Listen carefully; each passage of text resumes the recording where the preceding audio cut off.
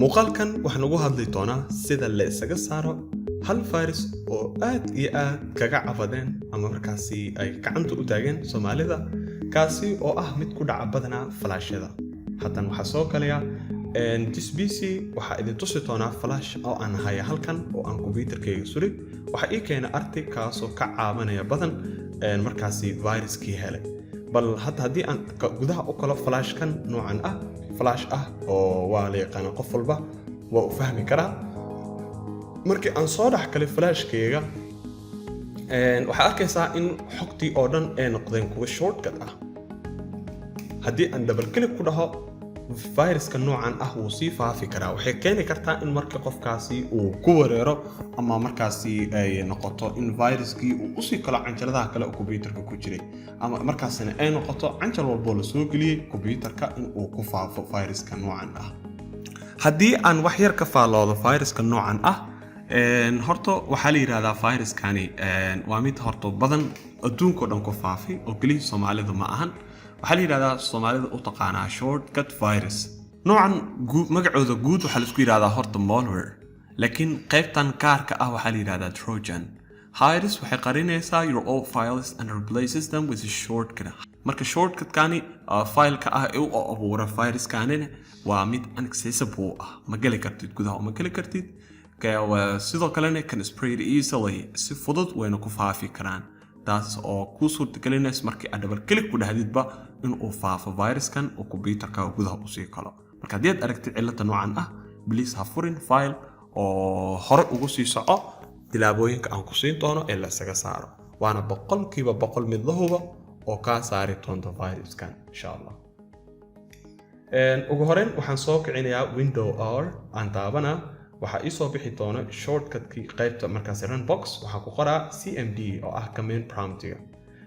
ugu horeyn marka waxyaabaha liiga doonaya ee muhiimka ah la rabo inaad ogaatid waxa kamid ah horta flashkaaga waa inuu computer kugu jiro. laba waa in aad taqaanid flashkaaga xarafka uu wato. xarafka waxaad ka heli kartaa flashka magaciisa meesha ku dhagan.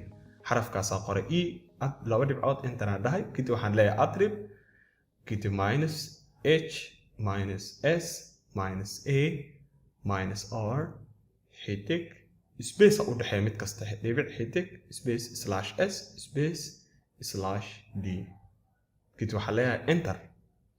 marka korkan yar wuxuu ka saari doonaa in markaasi laga saaro viruska dhan computerka kugu jiray. marka enter aan dhaho waxaad arki kartaan hadda in xogtii oo dhan la soo daayay. taasi oo ah cool viruskan habka ugu fudud ee markaasi ugu fiican qof walba isaga saari karo. laakiin haddii virusku computerka ku jiro adeer macaan uu kugu soo laabanaa markasta uu kugu dhaca. marka sidan waxaad kaga badbaadi kartaa in computer cusub aad suurtid flashkaaga kadibna aad iska dooratid intii qashinka ahaa ee hoos yaalay oo shortcut ka noqday kadibna aad tuurtid. waxa way duplicate way file labaad oo iga hoos ku abuurmay. kadib waxa iska duuray foldara qaar oo kaga tagi doona jiro computerka waa iska tirtiraysaa foldaradaasi taasoo ku fududaynaysa in markaasi viruskii raadkiisa oo dhan aad baabi'isid.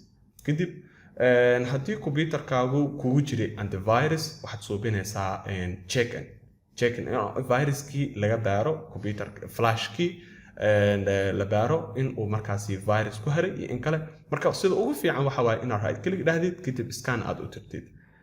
computerkaaga haddii soo ku jira antivirus adeer halkan kama heli doontid in aad scan kaga dirid computerkaaga flashkii kugu jiray.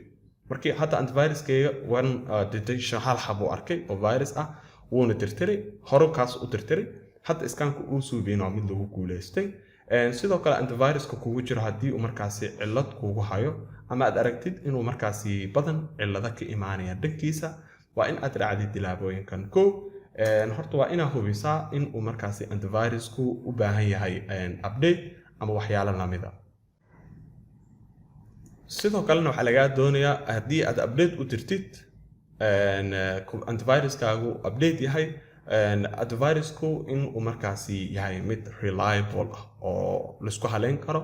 antivirusyada qaar oo waxa jira oo free ah oo dadku la soo tagaan in uu virus ka dhicinayo mooda adeer kuwaasi virus kaama dhici doono. marka waxaa haboon in aad antivirus fiican la soo degtid kadibna antiviruskaasi ama aad iibsatid haddii aad mastercard leedahay ama aad Soomaaliya ka soo iibsatidba waad helaysaa Soomaaliya wax badan ayaa yaalo marka antiviruskaas uu sidaas kuugu howlgalo uuna yahay mid active ah oo update had iyo jeer la update loo dirayo insha Allah muuqaalkan halkaas ayaan ku soo koobay insha Allah waxa sidoo kale idila wadaagi doonaa muuqaalo badan oo ku saabsan viruskani meelaha uu kalo haddii computerka waxa kugu jirtay xogta badan uu cunay sida loogu badbaadi lahaa ama loogu soo saari lahaa insha Allah iyadu functionkan yar hadda idin baray waxa loogu saaraa flashada iyo canjaladaha kale markaasi driveska haddaad leedahay D iyo waxyaalahaasi hadduu C kalo waxay noqonaysaa in process dheer la soo maro badanaa waxa dhacda dadka in la dhaho iska bedel operating systemka